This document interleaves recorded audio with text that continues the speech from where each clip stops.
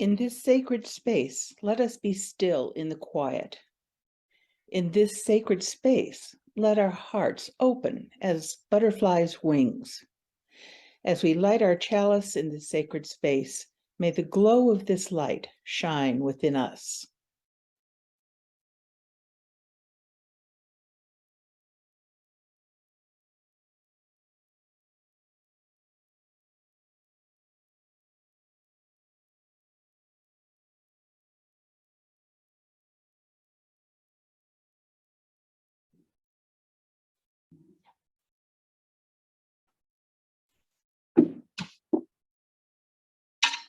Now let's rise and sing hymn number 362, Rise Up, O Flame.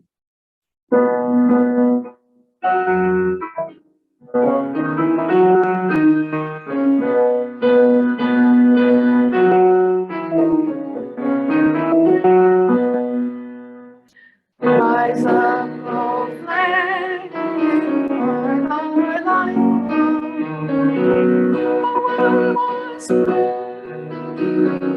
Sound of joy.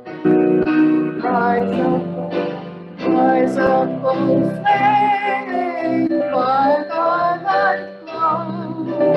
Shine to us beauty.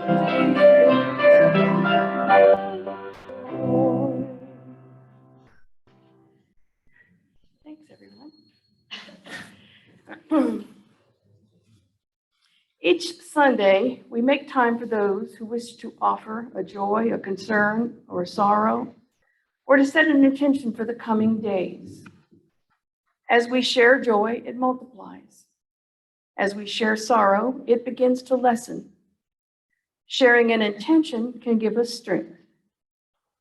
If you would like to take part in our stone ritual, I invite you to come now in silence to place a stone or stones in the sand at either of the two stations, one in the front and one in the back. Following this time, anyone who has a joy or concern or intention that you wish to share aloud with the congregation, please raise your hand and someone will bring the mic to you. If there is anyone who has not been mentioned that you hold concern for, please feel free to never mind. Got ahead of myself.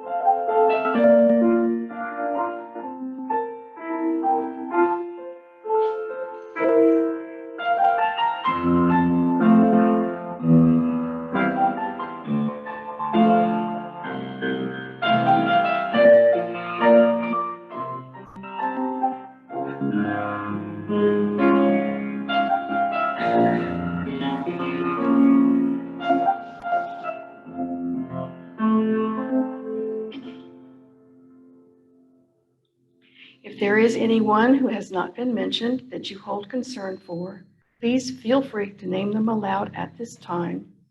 Those attending by Zoom may unmute briefly. John, Geneva, Kit, Bill, Deb. We will now enter into a time of silent meditation, being mindful of the joys and concerns that we have just heard. People want to say something out loud. Sorry. Thank you. You're welcome. It is with great sorrow that we let everyone know that our dear friend Kit Tatum passed away Friday night. We will all miss her so terribly. This place will just not seem the same. There will be a memorial service planned. We will let you know when those plans are made. Thank you.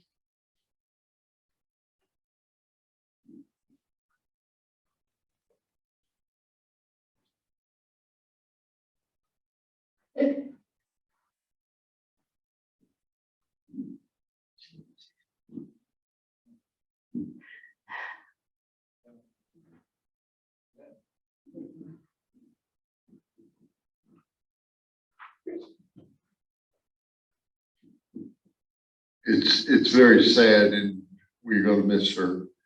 And she was a wonderful person. She was an inspiration. She always had a smile on her face. She always stopped by and say hello. And this is a wonderful woman that we always should cherish and that we should always look to as an example of how we should live our lives.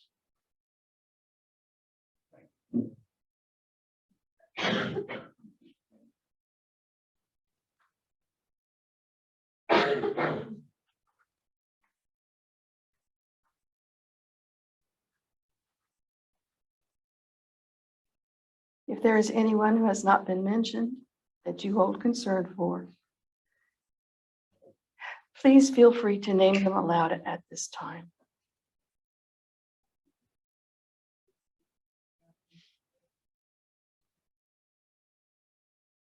We will now enter into a time of silent meditation, being mindful of the joys and the concerns that we just heard. Take a moment to find a comfortable posture and let the chime draw you into mindfulness. Terry's lovely music will then bring us back.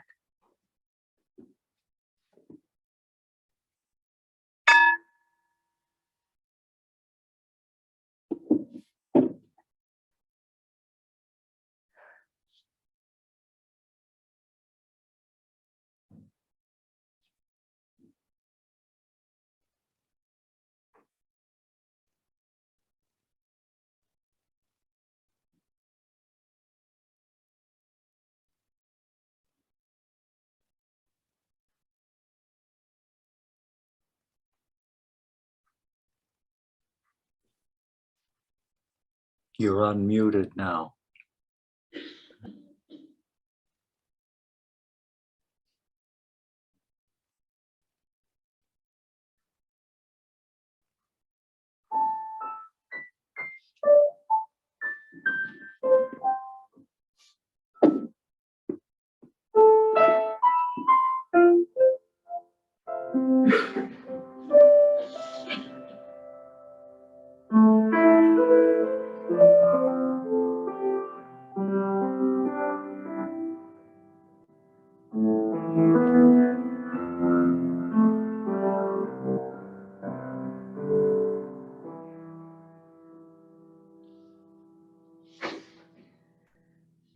Please join me in reaffirming who we are by reciting together our congregational covenant found on the screen.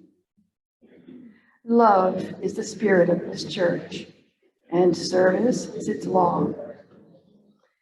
This is our great covenant, to dwell together in peace, to seek the truth in love, and to help one another.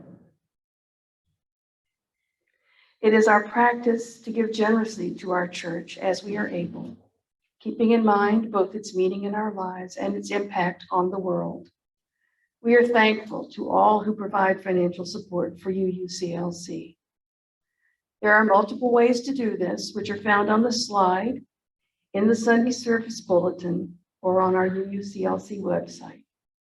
For those who are here today and wish to contribute, you can leave your contribution in the narthex, the wooden box located on the table in the narthex just outside the sanctuary door. Thank you for your donations today.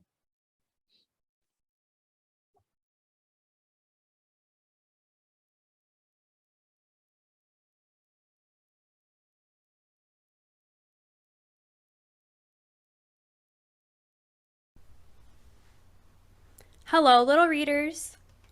Today we're going to read What Do You Do with an Idea?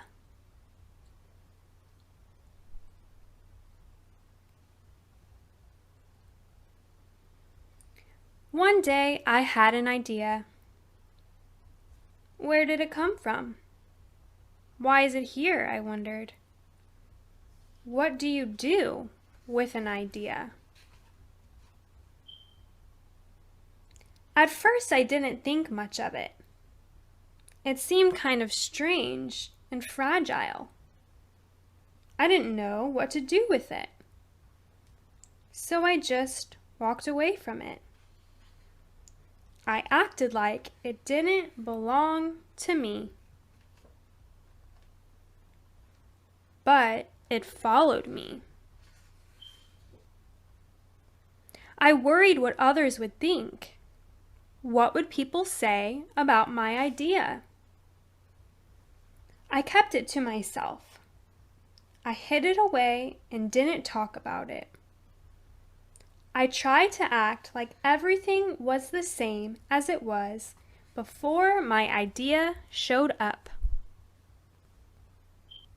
But there was something magical about my idea. I had to admit, I felt better and happier when it was around. It wanted food. It wanted to play. Actually, it wanted a lot of attention. It grew bigger, and we became friends. I showed it to other people even though I was afraid of what they would say. I was afraid that if people saw it, they would laugh at it. I was afraid they would think it was silly. And many of them did. They said it was no good. They said it was too weird. They said it was a waste of time and that it would never become anything. And at first, I believed them. I actually thought about giving up on my idea. I almost listened to them. But then I realized, what do they really know? This is my idea, I thought. No one knows it like I do. And it's okay if it's different and weird, and maybe a little crazy. I decided to protect it, to care for it. I fed it good food. I worked with it. I played with it. But most of all, I gave it my attention. My idea grew and grew, and so did my love for it. I built it a new house, one with an open roof where it could look up at the stars, a place where it could be safe to dream. I liked being with my idea. It made me feel more alive, like I could do anything. It encouraged me to think big, and then to think bigger. It shared its secrets with me. It showed me how to walk on my hands. Because, it said, it is good to have the ability to see things differently. I couldn't imagine my life without it. Then one day, something amazing happened. My idea changed right before my very eyes.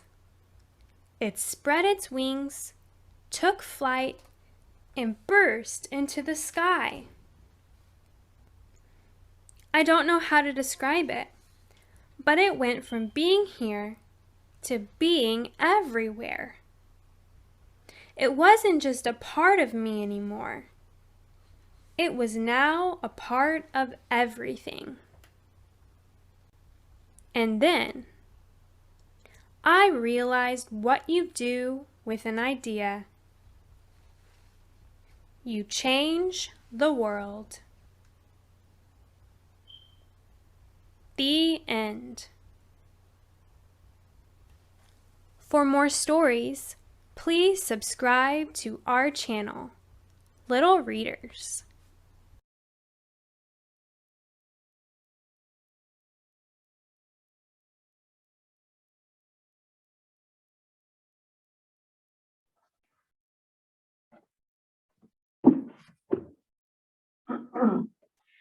Let's all rise and sing from the Gray Book, hymn number 331.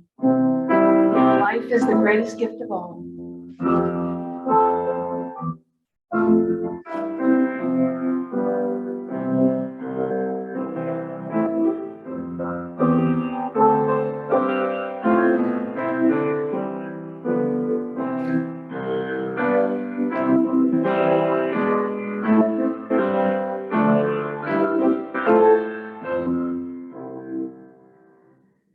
Life is the greatest gift of all, the richest on this earth. Life and its creatures, great and small, of high and lowly birth. So treasure it and measure it with deeds of shining light. Mine is the brightest gift of all, it's not the barrier mark. Its creations in black is the amount of love. It brings it weighs the hour of the star. Life is shining in the measure of the things. From the dust of temples late, and vision soars on wings. Lord, sing and ring, Lord, fly and free, Lord, grateful spirit sing.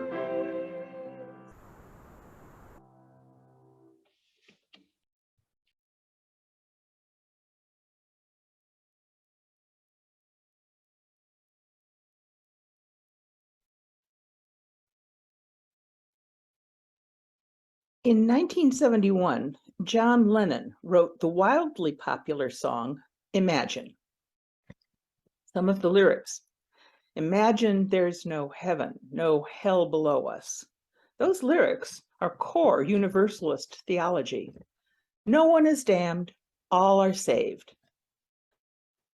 What I find problematic, however, are the lyrics, imagine there's no countries, nothing to kill or die for, and no religion too. And also no religion. The implication is that religion is the basis for all conflict, and if we could just do away with religion, the whole world would be at peace. I take issue with that idea. The impulse to look beyond oneself for truth and meaning, religion, it's a basic human construct. Religion takes the rap for a lot of human misery, but I don't think that the religious impulse is in and of itself the problem. Karen Armstrong's book, The Fields of Blood, Religion and the History of Violence, informs and supports my view. She's written an astonishing journey from prehistoric times to the present. It's not an easy read, but Armstrong had an idea that there was something more to the accepted view of religion as the cause of violence. She believed the idea had merit before she saw the truth of it. This morning, I'd like us to consider that believing may be a prerequisite to seeing. That Belief in a thing does not always depend on seeing, on visual perception. In fact, the ability to perceive a thing may hinge on belief. Belief in the possibility that the thing can exist. Let me give you a concrete example. My beloved is red-green colorblind. It's a trait common in the male of this human species. Nelson absolutely cannot differentiate between the colors red and green. He can only see a red bird in a green tree when I point out that there's a male cardinal in that tree, or a red flower on that bush, or a red anything against a green background. He can only distinguish the colors as separate when someone he trusts points it out to him, when he believes there's something to see. Furthermore, when he thinks that it's important to try to see it in its entirety, if only to please me. There's a difference between belief and faith. Belief is more active. It relies on imagination and experience. You imagine that there's some sort of something that's hidden. Then you set about uncovering it. Imagination is a key ingredient in belief. The gift of imagination is what makes us human. It is imagination that allows us to see the other, to see the commonalities rather than differences. The failure to imagine commonalities is our national tragedy of racism, sexism, classism, and homophobia. Prophets and artists of all kinds and many scientists are great imaginers. These days, I'm particularly fond of astronomers and physicists. Take, for example, the Mars rover. Put aside for a moment the debate about the efficacy of space exploration. Who first imagined it was possible to propel something to land on a distant planet and send images back to Earth? And even more awesome is the New Horizons satellite zipping past what looks like a giant snowman en route to the planet Pluto. Someone believed these instruments of exploration were possible way before engineers figured out ways to make it so.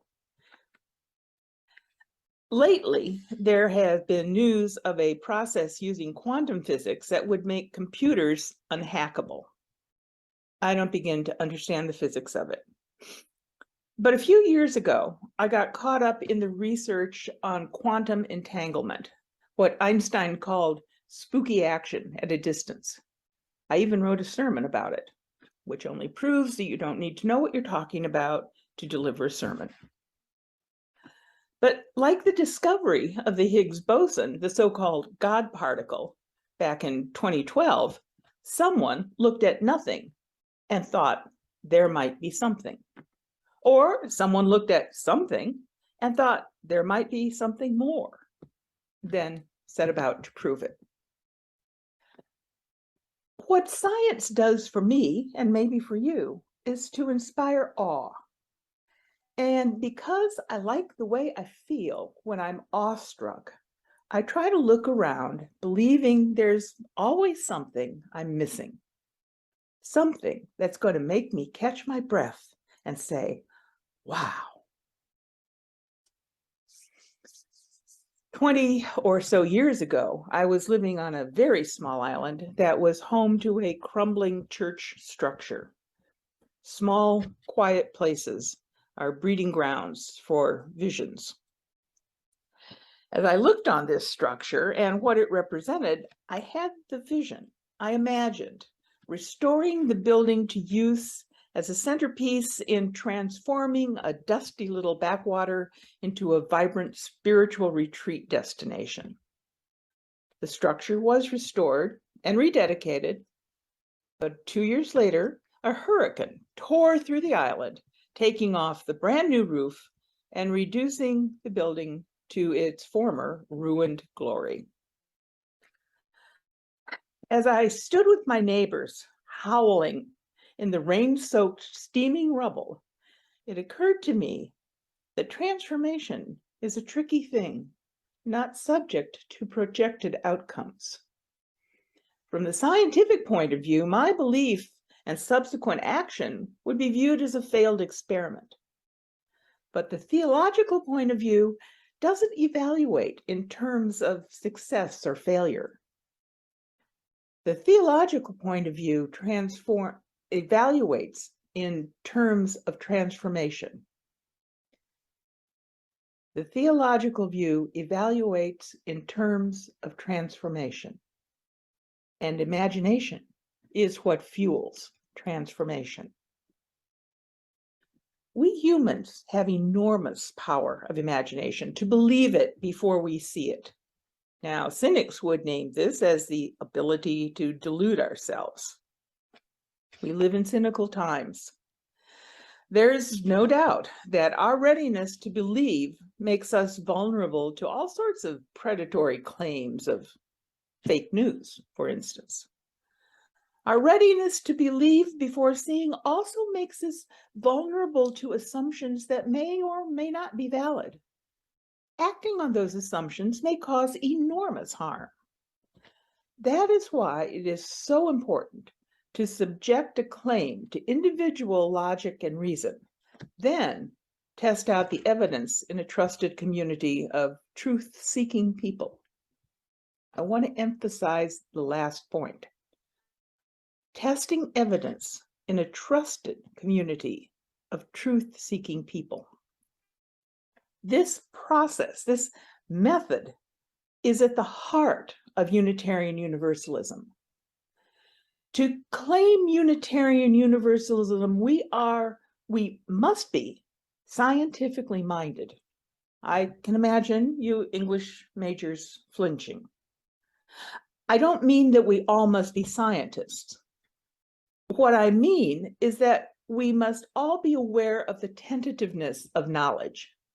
We must be aware that ultimate truth is not found by finite minds, and that the truths we do discover are vulnerable to alteration and sometimes even rejection when the evidence doesn't support our beliefs. That's why I wanted to introduce you to Karen Armstrong's research on the connection between religion and violence. Many of us, myself included, have been operating on the assumption that religion is at the root of many of the world's conflicts.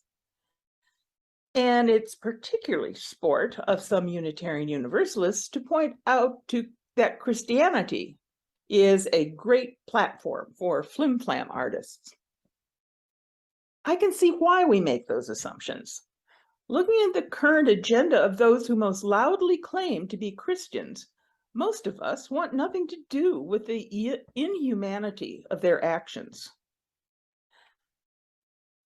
But if we continue to believe this is what Christianity looks like, we won't be able to see the enormous amount of good done by those who follow the teachings of Jesus. We are living in an axial age, a hinge time in human history. I spoke about it in June. Some of you may have heard this. Here's a refresher course. Every 500 years or so, the world, including the religious institutions, experience huge social, political, economic, and cultural shifts. Think back to the Christian era. In the 15th, 16th century, we saw the Protestant Reformation and the rise of the West. Before that, in 900-1000 CE, the Norman invasion took place, along with the beginning of the Crusades pitting Christians against Muslims. 500 years before that, monotheistic religion moved into Arabia. Catholicism was on the rise against Arian Christians. That would be our forebears. And in 594 CE, Buddhism became the state religion of Japan. And 500 years or so before that, we had the arrival of a person called Jesus. Believe what you will about this event. What happened is that the idea of love replaced law as the highest virtue of humanity. We are in a hinge time up to our ears. We are in the middle of it. The pressure to become intolerant of anyone who doesn't look or think like us, it's enormous. But here's the good news. Unitarian Universalism exists for such a time. When you hear that we have a historical opportunity, believe it. Take it seriously. Since Arius led the minority position in the 4th century struggle over the nature of Jesus, we have been up against the empire in all the ages. To be outliers, to imagine alternatives to the forces that impoverish the human spirit, that is our birthright. We believe the arc of the moral universe is long and that it bends toward justice. In daily small acts of kindness, we are willing to see that justice and love can prevail. And we are called to work toward that end.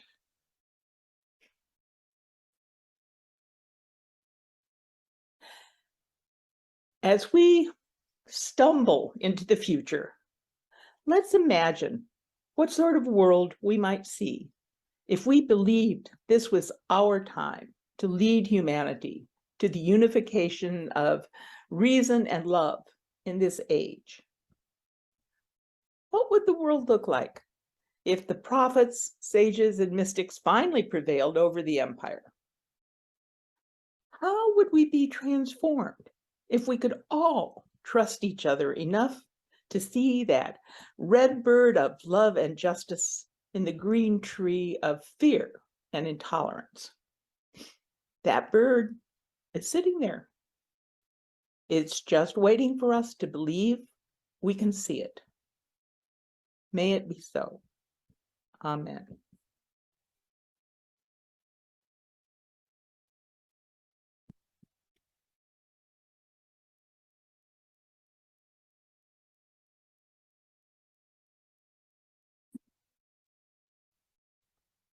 Our closing hymn is number 345.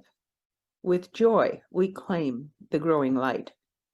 Terry will play it through once, and then we will rise if you are willing and able, and sing all verses. If you're not familiar with this hymn, and I'm not sure about singing it, just say the words. The words are important.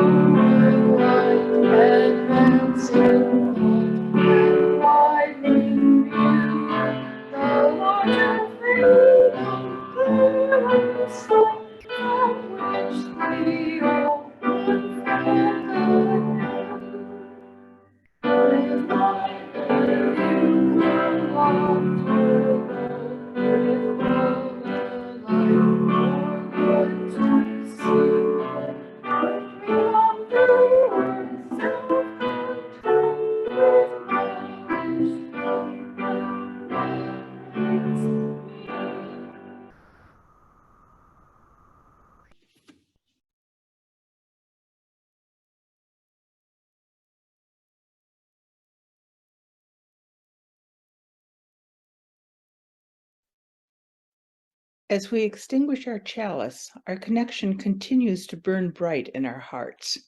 Our concerns, our care, our service to each other, to the world, and to our faith endures.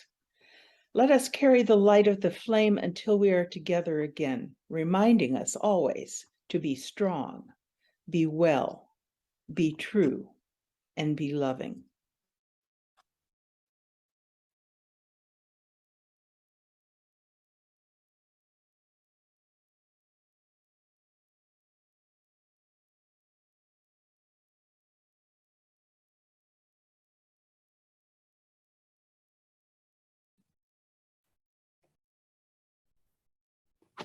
Thank you, everyone, for coming.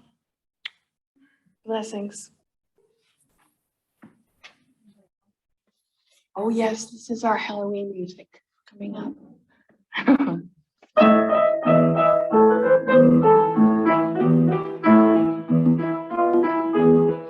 Look for the red bird in the green tree, my friends. Believe in the possibility that there is a hidden something somewhere that is calling to you. Have faith that you will be part of and witness to the great turning of ideas into world-shaping ideals. Go in peace and love the hell out of this world.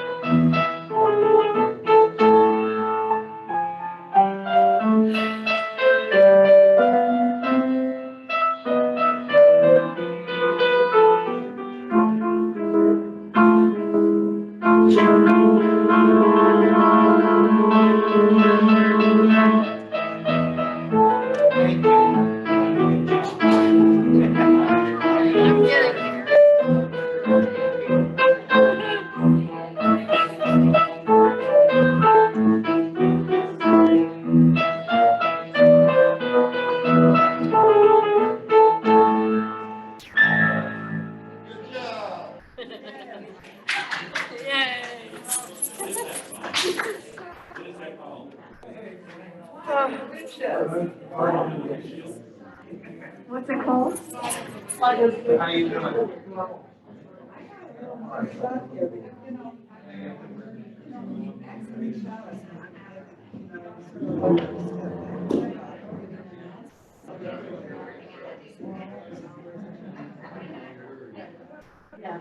She said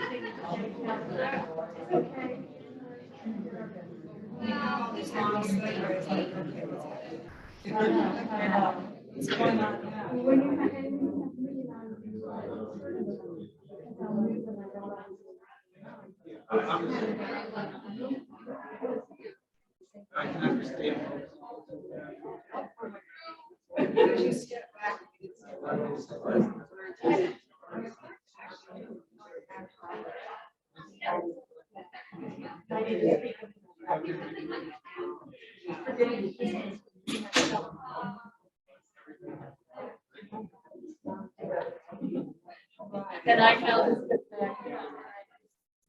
Yeah, it's okay. As soon as you say it's not a. Yeah, you know.